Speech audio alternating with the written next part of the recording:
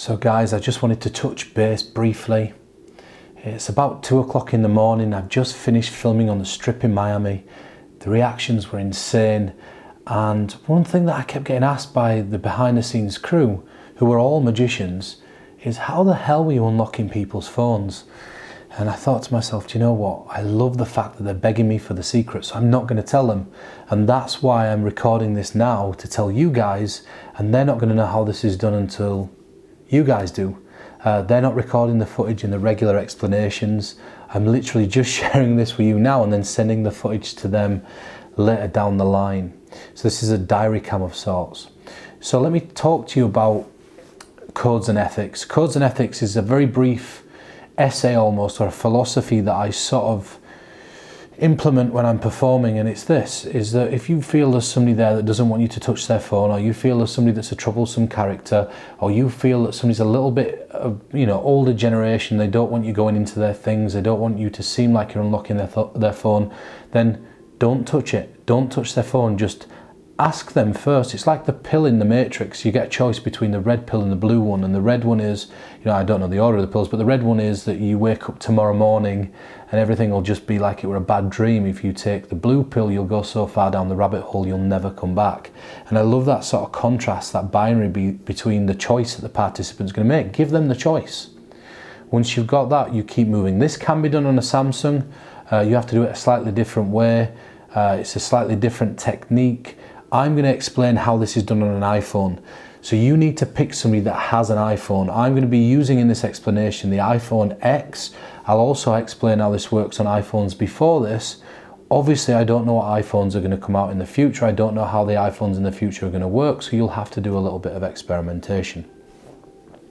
So the frame up for this is rather simple. I go up to a random participant and I ask them to take their phone out. If I notice that their phone is not an iPhone, I swiftly move into the life equation that's also taught inside this box set. If I notice it is an iPhone, I ask them to go into their phone and go into the calculator, and I ask their friends, do you know the code to this person's phone? Of course they're going to say no. But that sets up the premise and the sort of expectation for what's about to happen without having to overtly say it. You then tell them to punch in the code into the calculator. And if you notice that they're struggling, that's likely because the first digit's a 0 and the first digit won't go in. So if I notice that, and that comes with time, I just literally say, and if you can't type all of it, type in what you can type in. And now I want you to show your friends. Now the motivation or the justification for this is rather simple. I want them to show their friends so that A, if they're lying about this, and I pick up on those numbers, we'll count it as a hit.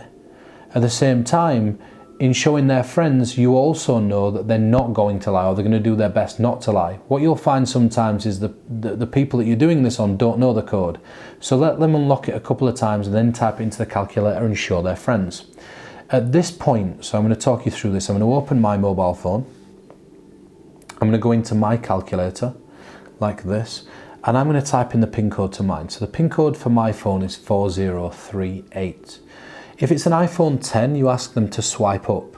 If this is an older iPhone, there'll be a button on the front called the home button. Get them to press the home button on the phone. When they press that button, it'll go back to this menu screen, just here like this. Then get them to lock the phone. Now here's the key line. Please polish the screen of the phone so there's no fingerprints. Now when I'm talking to you about this, now I'm talking about it rather socially. In performance, as you'll have seen, the performances are super tight and everything rolls off the tongue perfectly. Now the reason for polishing the fingerprints is so that you can't see where the fingerprints are. There's no way that you can see the reflection of the fingerprints in the light. And you ask them if they're happy that it's locked and no one could know the code. Of course they're going to say yes. Now this is the bit that is so simple, it's easy to overlook, but you have to be rather quick when you do this. You're going to take the phone back. You'll notice that it's locked. There's a little lock symbol here. If this is an iPhone below the iPhone X, you're going to swipe up from the bottom. And what will happen is when you swipe up from the bottom, it'll give you a series of options. On the iPhone X, you drag down from the top right hand corner down and you'll get the same options. And it offers you flight mode, personal hotspot, Wi-Fi, Bluetooth, the music menu, the rotation menu, brightness, yada yada yada. The thing that you're looking for is the calculator. If you press the calculator button, what's going to happen is the calculator is going to open even if the phone's locked. Whilst the phone's locked now, there's a code that's on the screen. That's the code to their phone. So just to run through this one more time, you get them to open their calculator, type it in, show everybody else the code. They're going to show everybody else the code, lock the phone. You take it back. If it's a phone older than the iPhone X, you swipe up and press the calculator button and you can see the phone. So let me show you how fast this plays out in real time. So they've polished the screen, they've handed it to you. Are you happy that this is locked now and that nobody could know the code for this? There's no way anybody could. So just concentrate on what that code is. Of course, I'm looking at it now like this. Then I just swipe up like that, lock the phone like this, and I'm ready to go. That's it. So now you know the code. It all comes down to making it appear like you're reading the person. Now, one thing that I always do, and I give you this piece of advice when it came to the life equation, I ask them to think of any number in that code. If this is a 4-digit code, statistical practice will tell you that they'll go for the third digit. So then I nail whatever the third digit is. But if it's 6221, the likelihood is that they're not going to go for one of the center digits because they're the same. Don't cloud your head with this, just keep it really simple. You know it's going to be the first or the last digit. If you're ever worrying about what digit you think they're thinking of, you say to them, okay, so now I need a target. Am I focused on the first, second, third, or fourth digit? And they'll tell you. And you've looked at it, so you can nail whatever it is. Now you get them you've got to make it seem like you're reading the person. You've got to make it seem like you're looking in their eyes and you're telling them whatever this is. And you've got to make it feel real. So what I try to do is I try to make it feel like I failed. And the reason that I make it seem like I failed, let's say that you know the code's the same as mine, 4038, and I've asked them to focus on the first digit. If I look at them and I say, okay, look at me, just tell me what this is. The first digit, it's a 3, yes? And they go, no. And I go, yes, it is, it's a 3. And they go, no, it's not. I go, okay, focus on what this is again. If you'd looked at that, psychology would suggest there's no way you could know the code, because why would you throw yourself under the bus to get it wrong if you knew what it was? Just a little convincer. And those little moments are the things that you sprinkle over the top of your mentalism to make it seem real. Now, of course, there are methods to know what numbers people are thinking of, but you don't need to think about them. You only need to focus on what I'm telling you here. So now you punch in the code, right? So I'm going to turn this away from me because it has got Face ID, but it'll do this and it'll go to this. So I hold it like this and I hover my hand over the top of the phone. This is nothing but theatrics. It's almost remnant of a psychometry-esque type routine. So I'm hovering my hand over the top like this and I'm getting a feel for it and I'm saying, look at me. So this is a 3, the first digit, right? And they go, no. I say, it is. No, it's not. I say, well, really focus on what this is for me. So I'm hovering my hands over it. I go, okay, 4, 0, 3, and now I turn the phone towards them. And I almost imagine this like curtains opening on a show. And I just press the last digit and boom, you see that. And that's the reaction cue. And this routine, you don't really need to overthink it. It's not difficult, it's not hard, but if you overthink this, it's going to be difficult and it's going to seem more difficult than it has to be. So one more time, they punch the number into the calculator, they show their friends it, they press the home button or they swipe up, they lock the phone, they polish the screen, you take it back locked, and of course, you swipe up or you swipe down from the top right to the left like this, and then you press the calculator button like that, and there the code is going to be in front of your face. Take your time doing this. Don't worry, nobody's going to see it. And don't worry about being surrounded. One thing that I always say to people is, you stand there, don't stand behind me because it puts me off, so just stand there for a second. And you can control where the audience stand, and that's important in all of this, is to remember that they don't know what it is that you need to be able to read somebody. So you can position people wherever you want to position them. You position them, take your time, work for it, make them feel like you're working for it. And if it's, there's one rule I have in mentalism, if something is really difficult to do, it's technologically difficult or methodologically difficult, make it seem really easy and effortless. And if there's something that's really easy to do, make it seem really hard, which seems like a reverse logic. But the reason that if something is methodologically difficult, make it easy, is because then they don't pay attention to it. There's no focus there. There's no point or chapter or reference for them to anchor back to later on. Whereas if it's really easy, make it look really difficult, because then what they'll do is they'll anchor back to that point. And of course, there's nothing to see. And that hides and it sort of diffuses the whole idea of what the method could be. So I hope that sort of makes sense. It's a really, really easy principle, a really easy technique, and it's not something you need to overlook. And I can guarantee to you guys, this has fooled every single crew member, every single cameraman, and every single producer on this set, and there's a number of them that should have known better. And you guys are getting the secret before they are. So I really hope you love the secret. I really hope that it's understandable. And I'm going to talk you through in the next section a couple of troubleshooting tips and tricks that will aid you to get around this if you find that the phone doesn't have the calculator feature, which is very, very infrequent. So we'll look at that now. So I want to talk to you about a few tips and tricks that you can utilize if you find that there is no calculator when you swipe up or when you scroll down. Don't panic. Now you're going to find sometimes that there's specific spanners that are thrown in the work whenever you're performing, whenever you're out in the real world. And I come across these all the time. And now experience tells me that there's a multitude of methods that you can use. For example, one that we discussed on this set is the one ahead principle. There's an easier method than that in this particular instance. And it's a method that most people are not ever going to think about. In fact, I know they're never going to think about it, and here it is. So to screenshot on an iPhone, what you've got to do is you've got to press the top volume button and the lock button. And it'll look a bit like this. I'll put it next to my head so you can see it. It screenshots, it goes white, and then the little dial or the little picture's in the bottom corner, right? So this is how you make this work in your favor. So the phone's locked. What you do is you scroll to the lock screen. So when the lock screen comes up like this, you simply take a screenshot, just like that. That's it. You now hand them the phone. Ask them to unlock it, so they unlock their phone. And you say there's 15,000 thoughts that go through your head every single second. And the chances of me stapling one thought in position long enough to be able to guess what that thought is very, very slim. So I come up with an interesting method. And the method is this. If I go to your camera, so their phone's unlocked now. If I go to your camera and I take a photograph of you the moment that you're thinking about that code, I can literally read the photograph to be able to read the code. So then I stare at them and I'll pretend you're the participant. So I hold it up and I say, you just tell me when you're thinking of the code.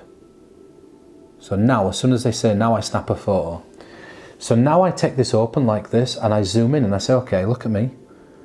Okay, 2 odd digits. And I just say random things about numbers and I say, okay, quite a sporadic code.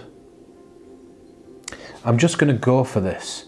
Now I pretend to press the lock button like this. I'm not, nothing's happened. I'm still in the photograph of you, the camera, it'd be the participant. So I pretend to lock, and then what I do is I swipe across. And when I swipe across, a picture of the lock screen comes up like this. Nice and simple here. What I do is I hold it up and I ask somebody else, can you try to guess what the first digit is? And if they take a guess and they hit, miracle. If they don't, I say, you can see how difficult this is. So that's what's known as equivocal choreography or magician's choice. Now, please, again, I've mentioned this a multitude of times on this set. Don't be bogged down by the definitions of things. The only reason that I'm sharing the definitions is because I want you to be able to reference this stuff later on Google, find out the secrets that we use in our community so that you can reference them and find out new secrets and new plots if you become genuinely interested in this stuff. So it's called equivocate or equivocal choreography. So let me explain a little bit better than that. The first thing that I say is, try guess the number. So somebody else guesses, is it a 3? No. This shows you how impossible this is. If they say this is a 6, yeah, how did you know that? Because you're in tune with each other, you're being friends. But I'm not your friend, I know nothing about you, right? Now what I do is this. I've got to punch the 4 numbers in. So this would be kept facing towards me. This is genuinely just a picture. It's nothing more than a picture. So I keep it towards me, we'll pretend it's towards me. And I say, focus on the first digit. Now I touch the screen and these white bars will come up because it's just a photograph. I touch it again, they'll go off. I touch it a 3rd time. I say, just concentrate on what this code is. I now tap the delete key at the bottom, delete photograph, and now it'll go back to whatever's the photograph before, and I'll scroll up like this as I turn the phone and it'll look like it's unlocked itself.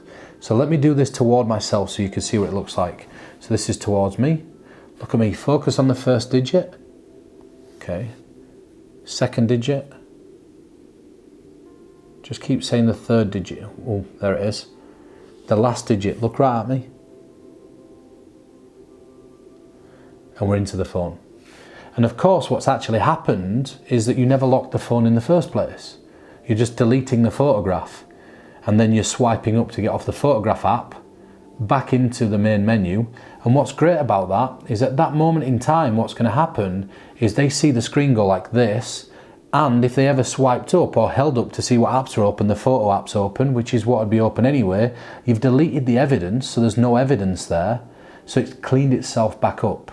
And we've talked time and time again on this project about how you've got to create this air of cleanliness, and if something's going to be slightly out of place, it's got to be cleaned by the time everything comes full circle. So it's a very simple technique, but this technique you can also use on the Samsung or the Android, the screenshot variation. If you didn't want to use this variation on the Android, what you can do is get them to punch the code into the calculator and delete it out. When they delete it out, you click View Calculator History, and that number will be in the calculator history. Get them to do a sum with it, like, 1, 2, 3, 4, let's say that with a pin code, plus 26, press equals, and say, in fact, you know what, delete it out, get rid of it. Now you press View History, and when you look at the history, that number is going to be the only 4-digit number in the last couple of sums that were made. Now you know the code to the phone. If this is a swipe code, you can use an incredible principle by a guy named Geraint Clark, and I'm hoping I pronounced that right because he's also a member of the E-team, which is called the Eden Project. And that principle is to literally, if it's a swipe code, just casually watch somebody put the swipe code in and then save that information in your head till later. You can also do this with pin codes. If you ever go for a drink with somebody, watch what pin code they put into the pin machine. Store it, don't use it there and then. Wait 2 or 3 weeks until they ask you to show them something. And then say, okay, well, what would you like me to guess? A pin code, a place? If they say a place, use the one ahead principle and just in short form, ask them to think of the place, write the pin code down, put it face down. What's the place you're thinking of? Canada. Okay, now think of your pin code. Now write Canada and ask them what the pin code is, and boom, you've got 2 hits for 1. All these techniques are about interweaving philosophies and principles, and it's almost like a dance.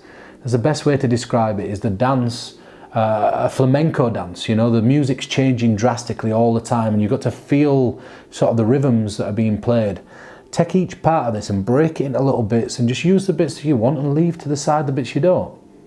If you store somebody's pin code for a month or 2 months, there's an incredible amount of things you can do with that, and I'm going to let you in on a secret that I've not shared with any other magician on the planet, and this is genuinely true. I've about fried and fooled every single magician and mentalist that I've ever met. And the reason that I've about fooled and fried every magician and mentalist that I've ever met is because that's the principle I apply with them. We go for a drink, I remember their pin code, I ask them their favourite playing card casually, I write it in my notes app. I ask them things about their life and I remember those things for years and years. And I wait till they're the participant in my performances before I bring those bits of information out of the bag, and they're all stored in my phone on my notes. So that's the secret. If you want to guess somebody's pin code, just watch them type it in. If you want to guess the code somebody's thinking of, talk to them, ask them about themselves, listen to people. Spend less time talking, more time listening, and then stock up on that information. Wait till they've forgotten they've told you it. Let them nominate what information it is that they want you to guess, and boom, you're away from there. So it's really simple, it's really easy, it's really elegant, but it works. And when you're in a pinch, these are the techniques that will really save your life. So again, I know it seems really simple, and I know you're thinking to yourself, how has something so simple got such big reactions? It's because nobody's looking at the simple stuff, they're overlooking it, and they're looking for convoluted explanations to simple problems. And that's it.